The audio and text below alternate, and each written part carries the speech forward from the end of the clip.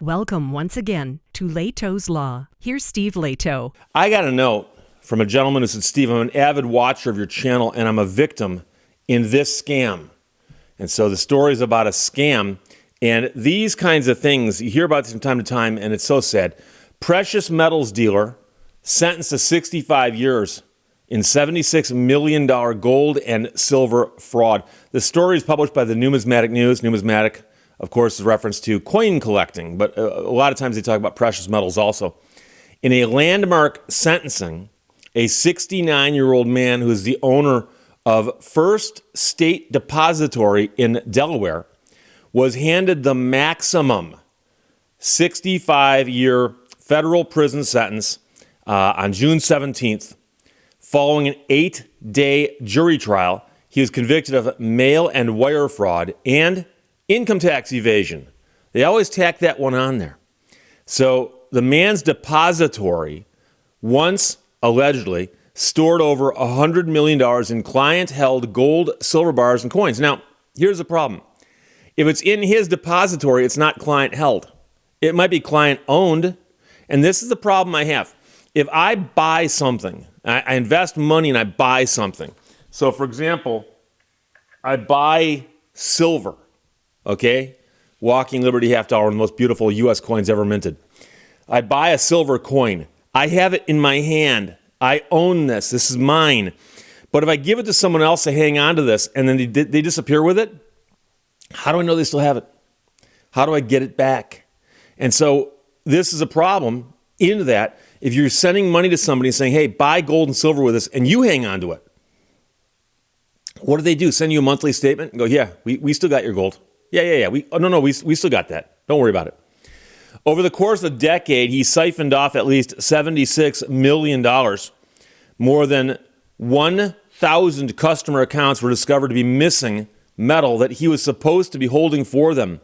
So it turns out, they say, that he took the metals, cashed them in, and then funded a lavish lifestyle for himself, including he bought a timeshare in Hawaii. Now, I only laugh because that means somebody else scammed him. Foreign vacations, high-end toys. We don't know what those are. Those could be boats or ATVs or who knows, chainsaws. In my world, a chainsaw could be a high-end toy. They say he was underreporting his income on his federal tax filings. So the U.S. District Judge described the scope and brazenness of his scheme as shocking, branding it the largest theft from a precious metals depository in U.S. history. Court also ordered him to pay approximately $76 million in restitution. And of course, I'm sure the money's mostly gone. I've mentioned before, I'm a big fan of the show American Greed. It's in reruns now. I think the series actually stopped producing new episodes on like MSNBC. Stacy Keach narrates it. And this follows a pattern that you'll see on a lot of those shows. And it doesn't matter whether you're investing in precious metal or anything. If you're investing in something and someone else is hanging on to it for you, you have to have a lot of trust in them. I've seen it where it's precious metal. I've seen it where it's supposedly stocks and bonds. I've also seen it where it's wine. So some guy says, yeah, I'll hang on to your wine for you. Don't worry, it's in my wine cellar. Okay, is it really though? So the acting U.S. attorney said he lied, cheated, and stole from customers who placed their trust in him and his businesses during a 10-year fraud scheme. He took his customers' metals without their permission and used them to finance his personal life and keep his scheme going, all while failing to report and pay his fair share of income taxes. By robbing his many victims of their hard-earned life savings and retirement funds, he irreparably hurt hundreds of people and their families. I applaud the FBI and the IRS Criminal Investigation Division for their hard work to hold the man accountable. So it sounds like the guy may have started out running a legitimate enterprise. Everybody here seems to think that at one point in time, he actually did hang on to the stuff that people had bought, that they'd sent him money and he'd hold on to it for them. But I'm such a skeptic that I wouldn't even believe that without some kind of proof. So special agent in charge from the IRS says honest and law-abiding citizens are fed up with the likes of those who use deceit and fraud to line their pockets with other people's money, as well as skirt their tax obligations. The more his greed grew, so did his shameful and selfish scheme. This sentence reflects how egregious his crimes truly are. Let this be a lesson to other criminals that the FBI and our partners will not tolerate corruption or those seeking to take advantage of hardworking Americans. Now, the man's downfall followed a collaboration between the FBI and the IRS Criminal Investigation Division. Prosecutors emphasized that the lengthy sentence reflects the damage to victims' savings and the man's repeated, deliberate dishonesty. So I've seen a lot of these examples. I'm not saying this is exactly what happened here, but what often happens is somebody starts a business and they say, I'm going to help you do something with your money. And so let's suppose that they say, we're going to buy some kind of investment grade thing. It's an actual object, not a stock or a bond, but an object. So it could be gold, it could be silver, it could be wine, it could be precious gemstones, right? So you give me your money and I allegedly buy something with it and I hang on to it for you. Why couldn't you buy it yourself and hang on to it for yourself? Now, I know you're going to say, but Steve, I don't know if I want 10 pounds of gold underneath my bed. Do you want 10 pounds of gold in a total stranger's safe deposit box on the other side of the country and you've never met the person? Perhaps gold isn't the investment for you then. And you know what's weird is, I watch a lot of TV shows from the old days. I love Beverly Hillbillies. I love Green Acres. And I still watch these shows. But the shows now are being run on channels for like oldies stations almost. And there's a couple channels I get on my cable that, are those kinds of shows. And the ads that I see on those shows are aimed at a certain demographic, which sadly I'm now a part of.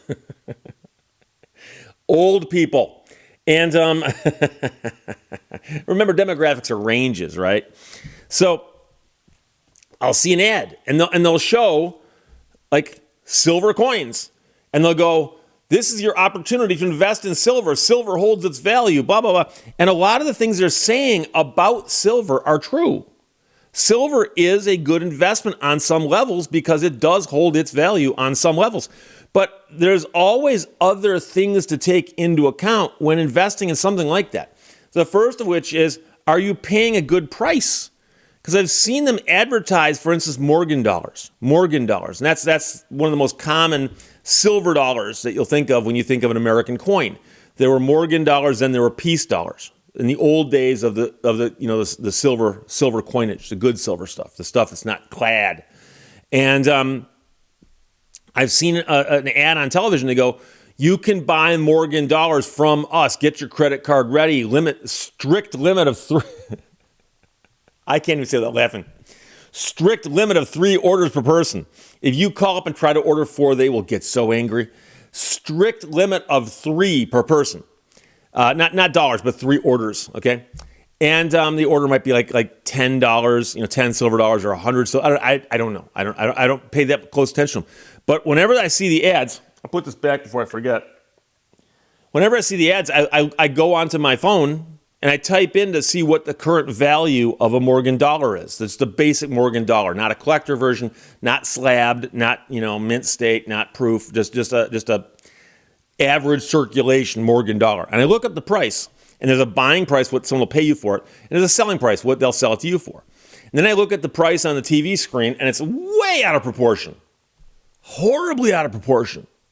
And understand that people who buy and sell coins have got to make a living too. I don't fault them for having, here's what we pay, here's what we sell. I don't have a problem with that. Think of it as wholesale and retail. They've got to do that, otherwise they wouldn't make a living.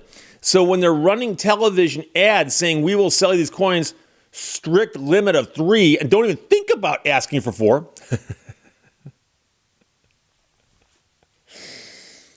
I look at the price, and the price is outlandish. It's outlandish. Now, you might say, but Steve, they're just making a profit. Yeah, but you could actually go to a local coin dealer and get them for much less. Much less. Much less.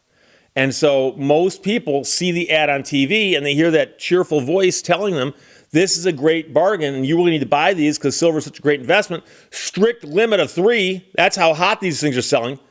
And it turns out that they're robbing you just on that.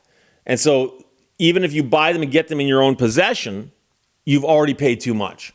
The problem you have to understand with coinage is when you go to sell, the market is not as easy to dispose of silver as it is to, say, sell stocks and bonds on the stock market. There'll be a transaction cost. But I'm not saying it's a bad investment. But my bigger concern is anytime you have an investment where you give someone money and they say, we will hang on to what we bought for you, how do you confirm that they really have it? And that's my concern. So when somebody says, let me invest your money for you and I'll send you statements. Statements are meaningless. I can go over to my computer right now and print out a statement that says I got $10 million in the bank. I've got $3 million of wine in my basement. I've got 47 pounds of gold and 37 pounds of silver. And all it took me is 5 minutes and a word processor and a printer. Absolutely meaningless. Meaningless. So you got to be careful about investments where you give your money to somebody, especially if it's just somebody who's got an idea like this and says, look, give me your money, I'll buy the gold and silver, and I'll keep it safe for you. Now, there's a reason that banks, for instance, are like federally insured and so on, because when you give them your money and they send you a statement, you know they're good for it for the most part.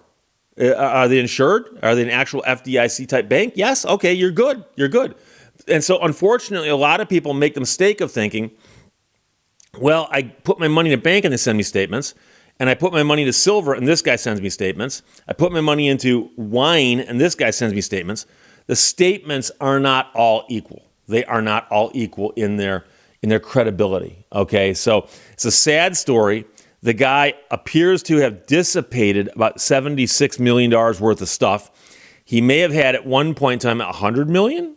So it sounds like maybe some of it's still there. When they go to get rid of all his toys and stuff and sell off what he bought with the money, they'll probably get some of it back, but a lot of it they won't.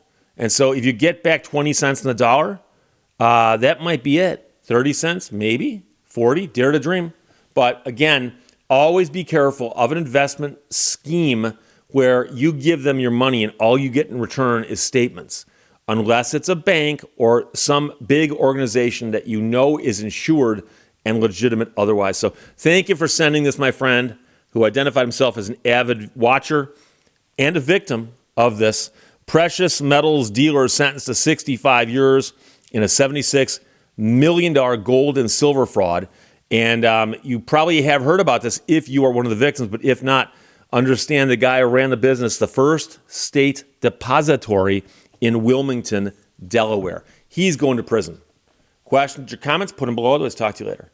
Bye-bye. Thank you for watching Lehto's Law. Email when it absolutely, positively has to get lost at the speed of light.